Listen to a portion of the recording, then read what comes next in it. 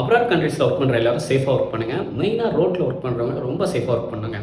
ஏன் அப்படி சொல்கிறேன் அப்படின்னா, இந்த வீடியோ பாருங்களேன்.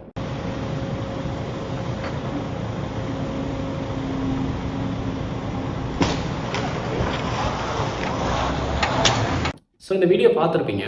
ஸோ இந்த சிக்னலில் வந்து பார்த்தீங்கன்னா டேர்ன் பண்ணுறப்போ அந்த டிரைவர் கண்டிப்பாக அங்கே ஒருத்தர் இருக்கிறத நோட் பண்ணியிருக்கலாம். பட் அன்ஃபார்ச்சுனேட்லி பார்க்கல. ஸோ ஆக்சிடென்ட் பண்ணிட்டாரு. ஸோ பண்ணதில் அந்த அடிப்பட்ட நபருக்கு வந்து பார்த்திங்கன்னா ஒரு லெக் வந்து பார்த்திங்கன்னா டேமேஜ் ஆகிருக்குங்க. அண்ட் அவர் ஹாஸ்பிட்டலில் இருக்கார். SMRT மொத்த செலவே வந்து பார்த்திங்கன்னா ஏற்றுக்கிறேன்னு சொல்லியிருக்காங்க. அண்ட் அந்த டிரைவரையும் வந்து பார்த்திங்கன்னா தற்காலிகமாக சஸ்பெண்ட் பண்ணியிருக்காங்க. அடிப்பட்ட நபருக்கு வந்து பார்த்திங்கன்னா ஒரு 33 வயசு ஆகுதுங்க. மேக்ஸிமம் அவர் வந்து ஒரு இந்தியனாக இருக்க சான்சஸ் இருக்குது. ஏன் அப்படி சொல்கிறேன் அப்படின்னா, அந்த வீடியோவில் தமிழில் பேசுகிறது கேட்க முடிஞ்சுங்க.